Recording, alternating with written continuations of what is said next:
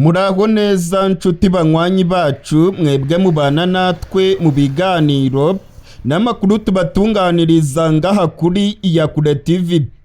Iyakure TV ni imbonesha kure imwe rudende ibashitsa ko amakuru yizewe, amakuru atosoye, amakuru aba yatohojwe n'itsinda ry'abamenyesha amakuru b'inzobere mu karere k'ibiyaga binini, maze tukayabashikiriza mu buryo bwihuse. Turi kwigenekerezo rya 19 ukwezi kwa karindwi umwaka w'ibihumbi 2025. Nshuti banywanyi bacu mwebwe mukurikira ibiganiro bya Iyakure TV, ndabamenyesha ko ibintu bimaze guhindura isura muri Repubulika ya Demokarasi ya Kongo. Uyu munsi kwigenekerezo rya 19 ukwezi kwa karindwi ubutegetsi bwa Kongo n'abarwanyi ba M23 bamaze gushyira umukono ku mahame shingiro azayobora ibiganiro by'amahoro birimo kubera i Doha mu gihugu cya Katari. Ndasubiramwo, M23 n'ubutegetsi bwa Kongo bamaze gushyira umukono ku mahame shingiro, ibyo bise Déclaration de Principe. Aya ni amahame shingiro azayobora ibiganiro birimo guhuza M23 n'ubutegetsi bwa Kongo. Aya mahame shingiro arimo ingingo z'ibanze zizagenderwaho mu biganiro M23 irimo kugirana n'ubutegetsi bwa Kongo. Ni ibiganiro birimo kubera i Doha mu gihugu cya Katari. Igihugu cya Katari ni umuhuza muri bino biganiro by'abarwanyi ba M23 n'ubutegetsi bwa Kongo. Muri aya mahame shingiro amaze gusinyirwa i Doha mu gihugu cya Katari harimo ibintu byinshi. Aya mahame shingiro ahishe amabanga menshi kandi biragaragara yuko M23 irimo guhombera muri aya mahame shingiro. Niba koko ibiri muri aya mahame shingiro ari byo bizakurikizwa mu biganiro, nta kabuza M23 izacyura umwotsi. Muri aya mahame shingiro biragaragara yuko ubutegetsi bwa Kongo buzasubirana ibice byose bigenzurwa n'abarwanyi ba M23. Muri aya mahame shingiro biragaragara yuko umujyi wa Goma ndetse na Bukavu uzagenzurwa n'ubutegetsi bwa Kongo. Abarwanyi ba M23 bagomba kuva mu mujyi wa Goma ndetse na Bukavu vuba na bwangu, niba koko ibikubiye muri aya mahame shingiro ari byo bizakurikizwa mu biganiro by'amahoro. Ndabibutsa ko aya ngaya ari amahame shingiro, nibyo bise Déclaration de Principe, ntabwo ari amasezerano y'amahoro yashyizweho umukono. Oya rwose, ibyashyizweho umukono n'ibyo bita Déclaration de Principe. Ni amahame shingiro cyangwa se ingingo z'ibanze zikomakomeye zizashingirwaho mu biganiro hagati ya M23 n'ubutegetsi bwa Kongo. Gusa aya mahame shingiro yerekana umurongo wa nyawo uzakurikizwa muri ibi biganiro, ndetse aya mahame shingiro aba yerekana neza aho ibintu birimo kwerekeza. Muri kano kanya rero ndaje ngo tuganire.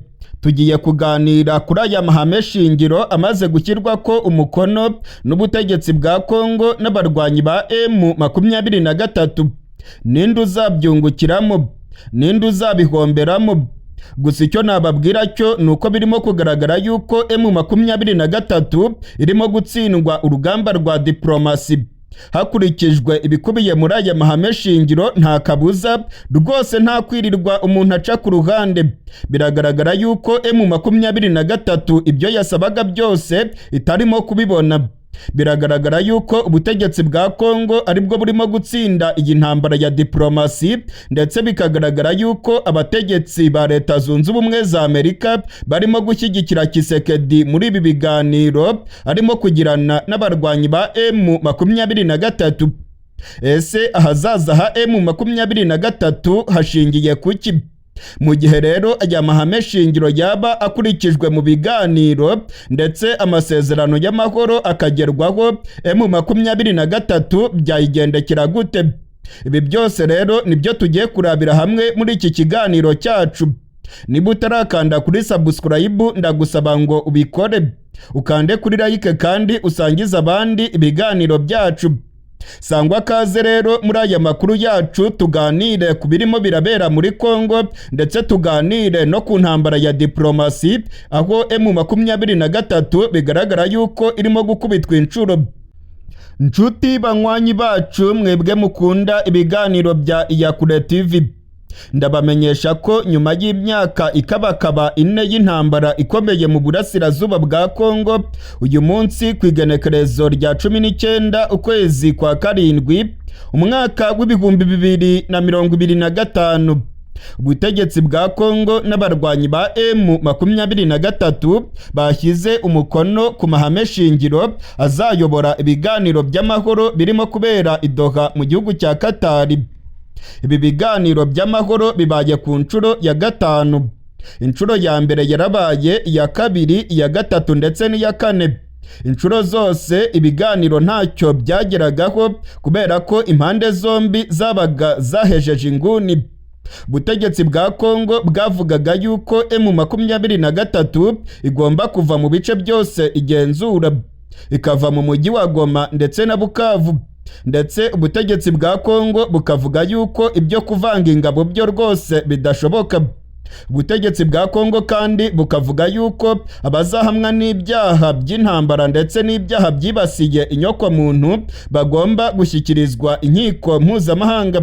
Ubutegetsi bwa Kongo kandi ntabwo bwakozwaga ibyo kuvanaho ibihano by'urupfu byakatiwe bamwe mu barongoye AFC M23 barimo Bwana Colonel Nanga, barimo General Sultani Makenga, barimo Bertrand Bisimwa ndetse n'abandi. Mu biganiro byose byabanje, ubutegetsi bwa Kongo ntabwo bwigeze bwumvikana na M23. Kuri iyi nshuro ya 5 rero y'ibiganiro ibintu birahindutse rwose. Ubu ngubu M23 n'ubutegetsi bwa Kongo bamaze kwemeranywa ku mahame shingiro azagenderwaho mu biganiro birimo kubera i Doha mu gihugu cya Katari. Muri kano kanya rero tugiye kurebera hamwe aya mahame shingiro yashyizweho umukono, ndetse tunarebere hamwe ingaruka zayo ku rubuga rw'intambara hariya mu burasirazuba bwa Repubulika ya Demokarasi ya Kongo. Muri iyi nyandiko y'amahame shingiro yamaze gushyirwaho umukono n'uruhande rwa M23 ndetse n'uruhande rw'ubutegetsi bwa Kongo, ingingo ya mbere ivuga yuko imirwano igomba guhagarara burundu. Ibyo kurwana bigomba guhagarara. Impande zirwana zigomba guhagarika imirwano burundu, ndetse ibyo gushotorana bigahagarara. Ibitero bya hato na hato by'ubushotoranyi, byaba ibyo mu kirere, byaba ibyo ku butaka, byaba ibyo mu mazi ndetse n'udutero shuma, ibi byose bigomba guhagarara. Iyi ngingo igomba kugenderwaho kandi ngo bikagaragara yuko kugira ngo amahoro agaruke muri Kongo ari uko impande zombi zemeranywa ko imirwano igomba guhagarara mu burasirazuba bwa Kongo. Iyi ni ingingo izagenderwaho kandi impande zombi zirayumvikanaho. Ni ukuvuga ko kuva uyu munsi ku igenekerezo rya 19 ukwezi kwa karindwi nta ruhande na rumwe rwemerewe gutera urundi. Ntabwo FARDC yemerewe kugaba ibitero ku barwanyi ba M23. Nta nubwo M23 yemerewe kugaba ibitero ku basirikare ba Kongo n'abafatanyabikorwa babo. Ibingibi M23 yemera ko ari imwe mu ntambwe zikomeye zatuma amasezerano y'amahoro agerwaho. Guhagarika imirwano burundu. Amasasu agomba guhagarara mu burasirazuba bwa Repubulika ya Demokarasi ya Kongo. Bya bindi by'imirwano yaberaga mu micungararo ya Uvira, iby'imirwano yaberaga muri za Bukavu ndetse na Kivu y'Amajyaruguru bigomba guhagarara vuba na bwangu. Vuba na bwangu. Bakimara gushyira umukono kuri aya masezerano, nta ruhande na rumwe rwemerewe gutera urundi ruhande. Ingingo ya kabiri yashyizweho umukono muri aya mahame shingiro nuko hagomba kujyaho ingamba zo kubaka icyizere zerekana neza ko aya masezerano azashyirwa mu bikorwa. Muri ibi ngibi harimo kuba ubutegetsi bwa Kongo buzarekura imfungwa za M23 bafashe, ndetse niba hari nabo M23 yafashe ku ruhande rwa leta ya Kongo nabo bakarekurwa. Ibingibi ni ibikorwa bizabanziriza gushyira umukono kuri aya masezerano, ibikorwa byo kurema icyizere byerekana ko impande zombi ziyemeje rwose kujya mu nzira y'amahoro. Biravugwa yuko ubutegetsi bwa Kongo burimo gutegura igikorwa gikomeye cyo gufungura imfungwa za politike ndetse no gufungura abarwanashyaka ba M23 bafungiwe i Kinshasa. Amakuru aremeza ko umuryango mpuzamahanga uzagira uruhare muri kino gikorwa, kandi ngo iki gikorwa kigamije kubaka icyizere hagati y'impande zirimo kuganira kugira ngo bagaragaze ko bafite ubushake bwo kugera ku mahoro arambye mu burasirazuba bwa Kongo. Iyi ni ingingo ya kabiri. Ingingo ya gatatu rero kandi igaragara ko ari ingingo ikomeye irimo kugonga M23. Ni ingingo ivuga yuko ubutegetsi bwa Kinshasa bugomba kongera gushyiraho abategetsi barongora intara ya Kivu y'Amajyaruguru na Kivu y'Amajyepfo. M23 nta bubasha ifite bwo gushyiraho abategetsi barongoye intara ya Kivu y'Amajyaruguru na Kivu y'Amajyepfo. Biravugwa yuko ubutegetsi bwa Kongo buzasubirana ba guverineri, ndetse ba guverineri bashyizweho n'ubutegetsi bwa Kongo bakaba aribo bagomba kuyobora intara ya Kivu y'Amajyaruguru na Kivu y'Amajyepfo. Ibingibi rero birerekana yuko M23 nta bubasha na bukeya ifite mu by'imitegekere muri Kivu y'Amajyaruguru na Kivu y'Amajyepfo. Mu gihe aya masezerano ari gutya yazarangira, nta kabuza M23 biragaragara yuko izatakaza uburongozi bwose yari ifite muri biriya bice. Murabyibuka neza ko nyuma yaho M23 ifashe umujyi wa Goma ndetse na Bukavu, yashyizeho ba guverineri muri Kivu y'Amajyaruguru na Kivu y'Amajyepfo. Iyi ngingo rero irerekana yuko aba baguverineri bagomba kuvaho ndetse bagatakaza inshingano zabo, ahubwo ba guverineri bashyizweho n'ubutegetsi bwa Kinshasa bakaba aribo bemerwa kandi bakayobora ibikorwa byose bya politike muri ziriya ntara. Uku nguku rero ni ugutsindwa gukomeye ku ruhande rwa M23. Ingingo ya kane ari nayo ngingo ikomeye cyane, ingingo karundura, ingingo rumenamabuye. Ingingo ya kane iravuga ko impande zombi zumva neza kandi zemera ko ubutegetsi bwa Kongo aribwo bugomba kugenzura ibice byose by'ubutaka bwa Kongo. Ubutegetsi bwa Kongo nibwo bugomba gushyiraho inzego z'imitegekere ku butaka bwose bwa Kongo. Ibingibi bivuze yuko M23 igomba kuva mu mujyi wa Goma, M23 igomba kuva mu mujyi wa Bukavu, ubutegetsi bwa Kongo bugasubirana ubugenzuzi bwuzuye ku butaka bwa Kongo. Ibingibi rero mu gihe byagenderwaho, nta kabuza M23 izabisinyiye ko igiye kuva mu mujyi wa Goma, izabisinyiye ko igiye kuva mu mujyi wa Bukavu, izabisinyiye ko igiye kuva mu bice byose irimo kugenzura, kubera ko muri aya mahame shingiro bamaze kwemeranywa ko bagomba kwemeza ko ubutegetsi bwose ndetse n'ubugenzuzi bw'ubutegetsi bigomba gukorwa n'ubutegetsi bwemewe bwa leta ya Kinshasa. M23 hano biragaragara yuko irimo gutsindwa. Iyi ngingo rwose biragaragara yuko ubutegetsi bwa Kongo aribwo burimo kuyungukiramo, kandi bikagaragara yuko M23 niramuka isinya amasezerano, ibingibi bikagenderwaho, amasezerano akaza yemeza ko ubutegetsi bwa Kongo aribwo bugenzura ibice byose, M23 izabitsinzwe ruhenu. Iyi ngingo nigenderwaho, ibya M23 bizaba bishize, M23 izabisinye kurangira kwayo. Nshuti banywanyi bacu, mwebwe murimo kubana natwe muri iki kiganiro, ndabamenyesha ko amahame yose ari muri iyi nyandiko bigaragara yuko ari ku ruhande rwa leta ya Kongo. Biragaragara ko intsinzi iri ku ruhande rwa Tshisekedi. Muri aya mahame shingiro, mu gihe yabagendeweho hagasinywa amasezerano y'amahoro, biragaragara yuko M23 ahazaza hayo hari mu rwijiji, ahazaza ha M23 hari mu cyeragati, ntabwo birimo kugaragara neza M23 ko yakomeza kubaho, kubera ko muri aya mahame shingiro biragaragara yuko ubutegetsi bwa Kongo buzagenzura ibice byose M23 yafashe, M23 igasubira inyuma. Rero ibingibi biragaragaza yuko aya masezerano y'amahoro azashyirwaho umukono idoha muri Katari ashobora kuzaba ari amasezerano ya rurangiza asenya neza burundu abarwanyi ba M23. Gusa abigweza ibya politike baravuga ko M23 nayo irimo kubibona kandi ko itazemera ko bibaho. Muri aya mahame shingiro kandi harimo ingingo zivuga yuko impande zombi zemeranywa ko impunzi zigomba gutaha zigacyurwa neza kandi mu mahoro.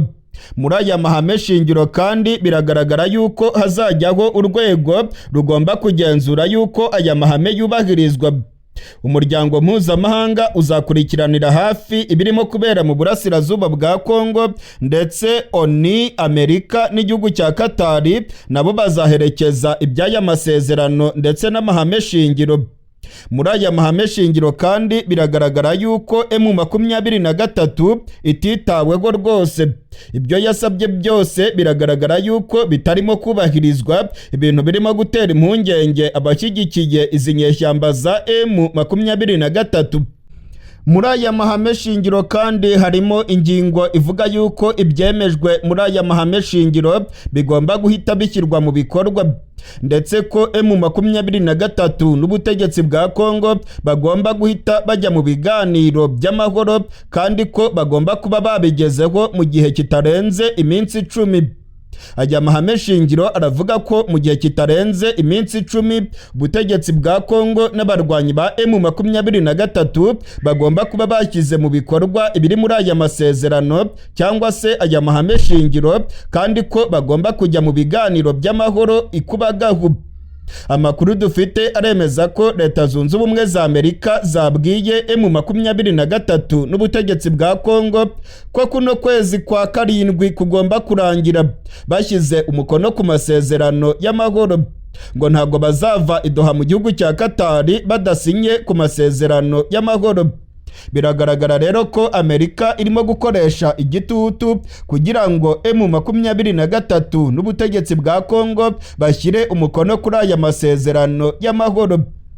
Uko birimo kugaragara rero, biragaragara ko imbaraga za politike na diplomasi zirimo guhengamira ku ruhande rwa leta ya Kongo.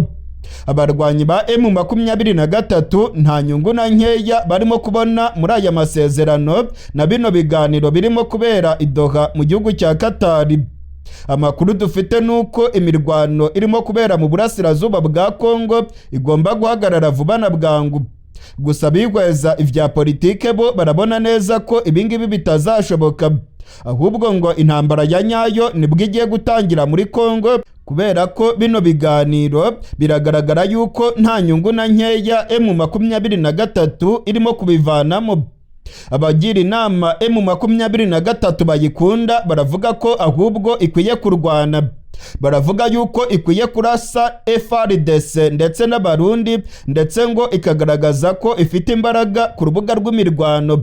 Naho ubundi ngo niramuka yemeye iby'aya masezerano na bino biganiro, nta kabuza kuzaba ari ukurangira kwa M23 kandi ibyo yarwaniye byose nta na kimwe izabigezeho.